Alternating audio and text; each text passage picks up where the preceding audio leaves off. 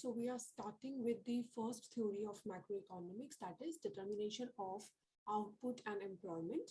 Today we'll discuss classical theory of employment by Ricardo and Adam Smith. Now Ricardo and Adam Smith, whether we are discussing this with the aspect of microeconomics or macroeconomics, Ricardo and Adam Smith are termed to be the classical economists.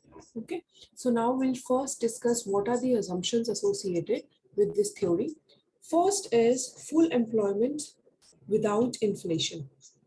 Full employment without inflation. We will discuss the reasons also for the same कि हमेशा हमारी economy में full employment रहेगा, inflation कभी भी achieve नहीं होगी, कभी भी इन्फ्लेशन प्रॉब्लमैटिक सिनेरियो नहीं होगा इकोनॉमी में, और शॉर्ट टाइम पीरियड में हो सकता है इकोनॉमी में हमारी इन्फ्लेशन हो, बट लॉन्ग टाइम पीरियड में क्योंकि हम ये बोल रहे हैं, ये एज्यूम कर रहे हैं कि वेजेस और प्राइसेस फ्लेक्सिबल हैं, तो अपने आप ये जो डिसइक्विलिब्रियम है या इन्फ्लेशन की सिचुएशन क्रिएट हुई है वो हमारी बैक टू नॉर्मल आ जाएगी.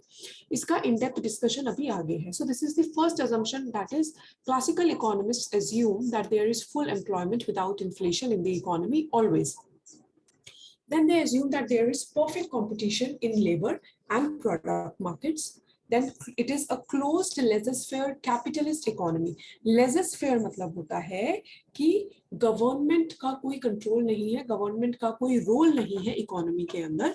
Government do not have any role to play in the economy. It is a laissez-faire capitalist economy. Capitalist मतलब प्राइवेट सेक्टर बहुत फ्लरिश कर रहा है. क्लोज्ड मतलब कि फॉरेन ट्रेड नहीं है, फॉरेन ट्रेड नहीं है, जो भी कंजम्पशन हो रही है, इन्वेस्टमेंट हो रही है, सेविंग हो रही है, वो सारी की सारी हमारी खुद की कंट्री के अंदर हो रही है. So these three words classical theorists assume that it is a closed laissez-faire capitalist economy. Now when this theory was built up, at that time globalization इतना नहीं हुआ था, इसीलिए यहाँ पे assumption लिया था कि closed economy है और कैपिटलिस्ट है, मतलब प्राइवेट सेक्टर के पास है ओनरशिप, तो इसका मतलब गवर्नमेंट ज्यादा इंटरफेयर नहीं करती है, गवर्नमेंट इंटरफेरेंस की रिक्वायरमेंट नहीं है. That is why this third assumption is taken. Then we say that there is homogeneous labor. Homogeneous labor means that all the labors they are same in terms of productivity.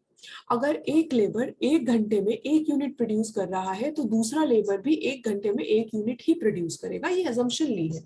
But we know as a matter of fact, जो हम इसके criticism में discuss करेंगे या limitation में discuss करेंगे, कि ऐसा जरूरी नहीं होता है कि हमारा एक लेबर दूसरे लेबर की प्रोडक्टिविटी कंप्लीटली मैच करे. हो सकता है जो सेकंड लेबर है वो 1.5 घंटे में एक यूनिट प्रोड्यूस करे या 45 मिनट्स में एक यूनिट प्रोड्यूस करे. So but classical theory assumes that there is homogeneous labor.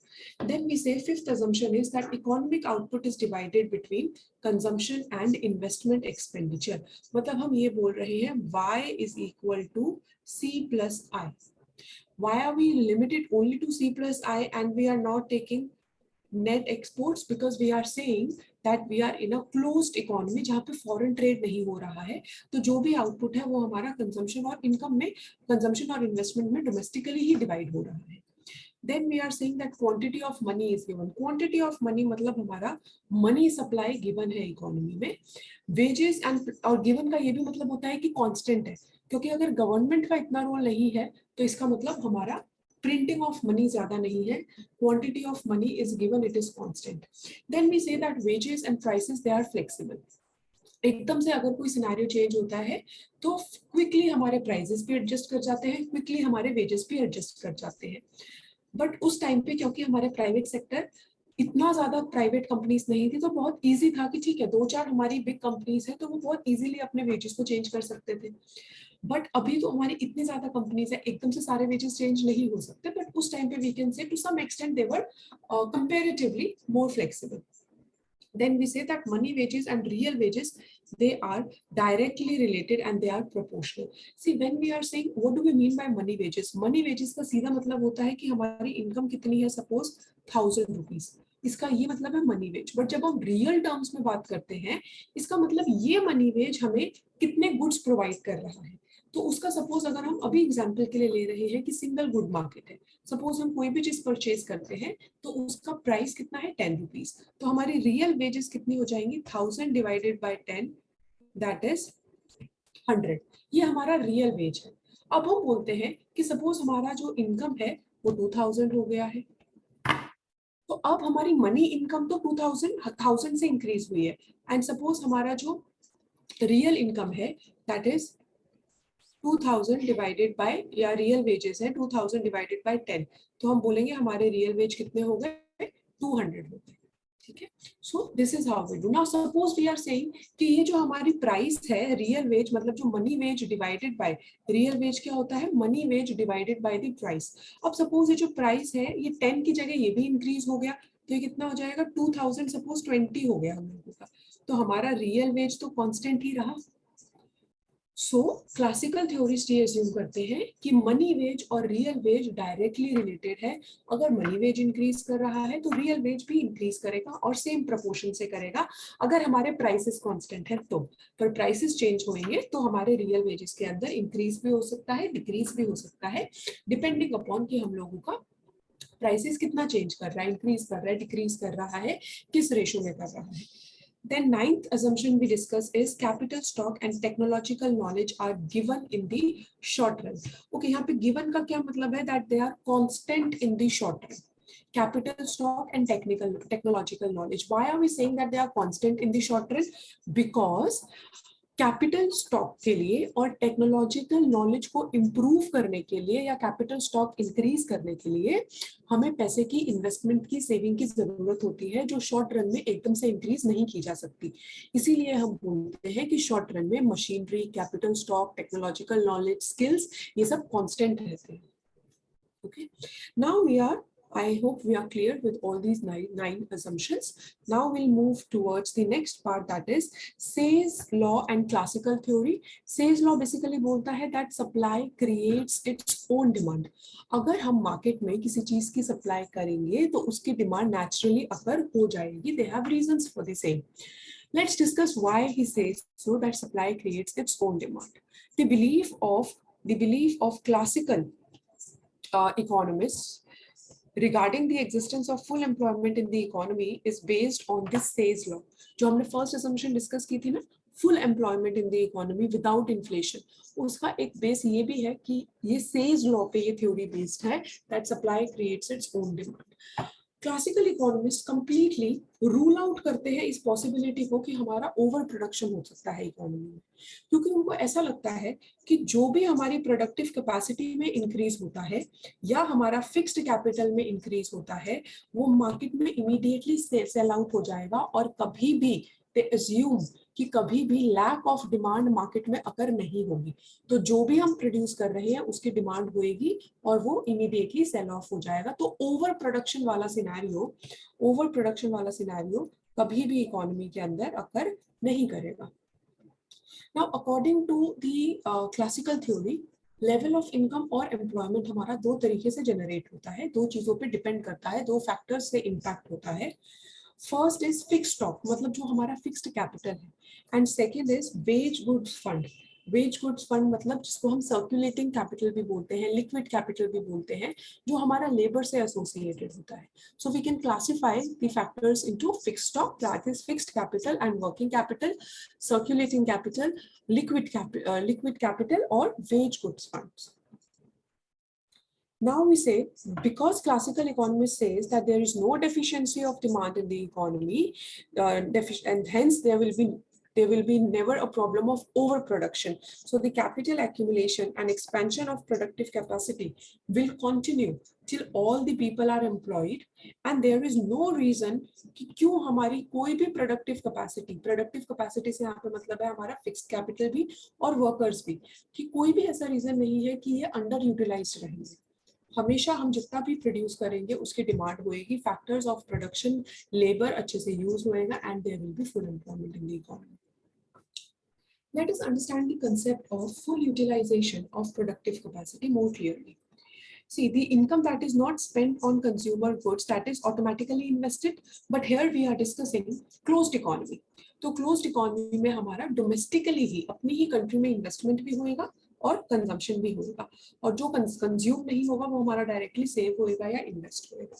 So we say that in classical theory, saving and investment, they are two factors of the same phenomenon, that is an act of saving is an act of investment. Remember आप लोगों ने ये identity पढ़ी होगी that I is equal to investment is equal to savings in equilibrium. तो classical economist ये बोलते हैं सेविंग और इन्वेस्टमेंट दोनों एक ही चीज है। अगर हमने 200 रुपीज की सेविंग की तो 200 रुपीज की हमारी इन्वेस्टमेंट भी हो जाएगी।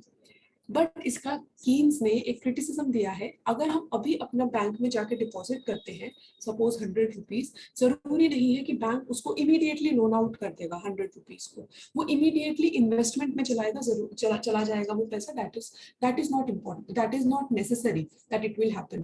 तो हम हमेशा ये नहीं बोल सकते कि हमारा इन्वेस्टमेंट और savings is equal at all the times, ये इसका क्रिटिसिज्म है। बट क्लासिकल थ्योरी के अकॉर्डिंग ये हमेशा इक्वल होता है। नाउ दिस लीकेज, मतलब जो भी हमारा सेविंग है, सेविंग को लीकेज बोलते हैं क्योंकि वो हमारा कंजम्पशन में यूज नहीं हो रहा है, इनकम से वो लीक हो जा रहा है, डायरेक्टली कंजम्पशन के लिए यूज नहीं हो रहा, तो सर्कुलर फ्लो से उसको लीकेज बोला जाता है। द लीकेज और savings from the income flow is injected again, that is investment with the help of via investment expenditure, and thus in this way a given productive capacity continue to be fully utilized and no problem of deficiency of demand ever arises. This is the base that classical economy says that there is no lack of demand, supply creates its own demand, and there will never be overproduction in the economy. Next, let us understand that how this free price mechanism also leads to full employment as per classical theory. So classical theorists or economists, they assume, they thought that if the price mechanism in a capitalist economy is allowed to work completely freely, मतलब government interfere ना करे, laissez-faire policy हो, then without any interference by the government, there will always be the tendency of full employment. अच्छा, अब ये क्यों बोलते हैं that there will always be the tendency of full employment अगर government interfere ना करे? अगर गवर्नमेंट को लगता है कि किसी भी चीज के प्राइस ज्यादा हो रहे हैं तो वो प्राइस सीलिंग कर देती है। अगर गवर्नमेंट को लगता है कि डोमेस्टिकली इन्फ्लेशन हो रहा है तो वो एक्सपोर्ट्स ऑफ वीट के ऊपर बैन कर देती है, या कुछ रिस्ट्रिक्शंस लगा देती है, या एक्सपोर्ट ड्यूटी लगा देती है। तो इस सिनेरियो में ओवर प्रोडक्शन के चांसेस हो जाते हैं। तो इसलिए अगर गवर्नमेंट इंटरफेयर ना करे तो इकोनॉमी ऑटोमेटिकली इक्विलिब्रियम की तरफ मूव कर जाती है। This is what classical economists believe. Now, this is because any kind of lapses or any kind of, we can say, deviation from the full employment will automatically be removed by the working of the free price mechanism. अब यहाँ पे हम ये तो बोल रहे हैं कि प्राइस अपने आप ऑटोमेटिकली एडजस्ट हो जाएगा फुल एम्प्लॉयमेंट अचीव करने के लिए।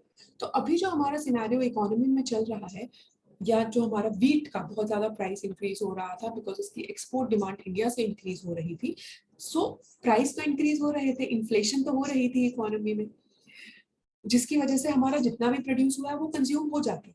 बट हमारे जो डोमेस्टिक कंज्यूमर्स हैं, जिनको रिक्वायरमेंट है इस चीज की, उनको ये चीज नहीं मिल पाती, तो उनका लॉस होता। As a result of which government interfered, and for the benefit of the domestic consumers, government decided to put an export duty on various products and to ban the exports for some time period. So this is what classical economists believe कि अगर prices को हम freely move करने दें तो जो भी उस गुड को maximum value देता है, maximum price देने के लिए तैयार है, उसको वो गुड मिल जाएगा, और हम हमेशा हमारा वो गुड प्रोडक्शन में चलता रहेगा, कभी ओवर प्रोडक्शन नहीं होगी, लेबर को भी पैसा मिलता रहेगा, कभी भी हमारा अंडर यूटिलाइजेशन नहीं होगा। Next, let's discuss how price flexibility is associated with employment. So in the classical model of employment, changes in money wages and real wages, they are directly related and proportional. ये चीज हमने अभी discuss की है कि money wages का क्या मतलब होता है और रियल वेजेस का क्या मतलब होता है। सपोज कि अगर हमारा मनी वेज रिड्यूस हो जाता है किसी भी रीजन की वजह से, प्राइसेस कांस्टेंट है, तो हमारा रियल वेज भी रिड्यूस हो जाएगा। As a result of which real wage अगर रिड्यूस होगा तो क्योंकि हमारे प्रोड्यूसर्स को अब लेबर को पे करने के लिए कम पे करना है ना उनको, तो वो एम्प्लॉयमेंट ज्यादा करेंगे, as a result of which unemployment कम हो जाएगा, जिसकी वजह से फुल एम्प्लॉयमेंट इकोनॉमी में हम मूव कर पाएंगे। ठीक है, हमने बोला सपोज हमारा केस 1 है जिसमें हमारे जो मनी वेजेस हैं वो से हमारा 1500 है। ठीक है, दीज आर मनी वेजेस। और सपोज हमारा जो प्राइस चल रहा है वो अभी से 100 रुपीज का चल रहा है, तो हमारे रियल वेज कितने हो गए इसमें, 1500 divided by 100, real wages 15। Case 2 है जिसमें सपोज अभी हमारा कट इन मनी वेज है, तो सपोज ये अब हमारा 1000 हो गया, प्राइस अभी भी हमारा 100 पे चल रहा है, तो रियल वेज कितना हो गया, 1000 डिवाइडेड बाय 100 दैट इज 10। तो रियल वेजेस भी डिक्लाइन हो गया। बट इसकी वजह से पहले अगर प्रोड्यूसर को 1500 रुपए देने पड़ रहे थे, अब उसको सिर्फ 1000 रुपए देने पड़ रहे हैं, तो वो ज्यादा लेबर को एम्प्लॉयमेंट दे पाएगा, ज्यादा लोगों को हायर कर पाएगा, जिसकी वजह से इकोनॉमी में अनएम्प्लॉयमेंट रिड्यूस होएगी। तो अनएम्प्लॉयमेंट रिड्यूस होएगी, ज्यादा लोग एम्प्लॉय होंगे, हम फुल एम्प्लॉयमेंट की तरफ मूव करेंगे। अब क्यों, अगर इतना इजी होता वेजेस को कम करना या प्राइसेस को फ्लेक्सिबल करना तो हो जाता, बट मैक्रो इकोनॉमिक से कंसेप्ट से we have thousands of industries running, lakhs of industries running, it becomes very difficult from the aspect of practical purposes. However, coming back to this theory, now this theory is based on the assumption that prices are proportional to the quantity of money. Now why this happens, ये जो हमने अभी सारा scenario discuss किया, because in a competitive economy a reaction in money wage reduces the cost of production. अगर हम ये बोल रहे हैं कि हमारा मनी वेज रिड्यूस करने से रियल वेज रिड्यूस हो रहा है, जो कि एक्चुअली कॉस्ट ऑफ प्रोडक्शन है, प्रोडक्शन कॉस्ट है, तभी ज्यादा फैक्टर एम्प्लॉय कर पाएंगे जब प्रोडक्शन कॉस्ट रिड्यूस होएगी। तो हम बोल रहे हैं cut in money wages reduces the cost of production and prices of products thereby raising their demand. And thus, in order to meet the increased demand for the products, more workers will be employed. So in order to produce this extra demand, and as the employment increase, total output भी increase होएगा, जब तक कि हमारा full employment achieve नहीं हो जाता. But when the economy is at full employment level, total output will become stable. क्यों? क्योंकि हमने कैपिटल स्टॉक भी ज्यादा सारा इन्वेस्ट कर लिया, हमारे पास जितना लेबर था हमने वो भी सारा यूज कर लिया। तो उसके बाद अब जब हम मैक्सिमम फुल एम्प्लॉयमेंट, मतलब फुल एम्प्लॉयमेंट पे फंक्शन कर रही है इकोनॉमी, और कोई फैक्टर ऑफ प्रोडक्शन हमारे पास बचा नहीं यूटिलाइज करने के लिए, तो हमारा टोटल आउटपुट स्टेबल हो जाता है। Thus we say, given the shocks of capital, technological knowledge and sources, a precise relation exists between total output and amount of employment. हम अल्टीमेटली थ्योरी क्या कर रहे हैं, determination of output and employment. तो हम ये बोल रहे हैं कि अगर हमारा कैपिटल स्टॉक, टेक्नोलॉजिकल नॉलेज और बाकी रिसोर्सेज कांस्टेंट है, गिवन है शॉर्ट रन में, तो हमारा एक रिलेशनशिप एग्जिस्ट करता है टोटल आउटपुट और टोटल एम्प्लॉयमेंट के बीच में। तो हम ये बोल सकते हैं कि अगर हमारा employment, number of workers increase हो रहे हैं, तो हमारा आउटपुट भी इंक्रीज होगा। इसको हमने फंक्शन की फॉर्म में लिखा है, quantity is a function of K, where K stands for capital stock, T stands for technological change, and N stands for number of workers. Now, if capital stock and technological change is constant, so when N increases, total output will also increase. This is the theory of output and employment given by the classical economists, that is by Ricardo and Adam Smith. Thus, we say that production function shows that in a short run, the total output is in an economy is an increasing function of the number of workers given the capital stock and the technological knowledge. Now that we are clear about the classical theory of determination of output and employment, let us also discuss that how Keynes की हमारी next theory है, how Keynesian economists or Keynes criticize this theory on the basis of their assumptions. हमने starting में discuss किया ना, जरूरी नहीं है कि सारे लेबर सेम हो प्रोडक्टिव कैपेसिटी में. Then there are certain points of criticism in this case. However, we will discuss this the Keynesian criticism of classical theory in the next video. Okay, all the best for your preparation. Take care.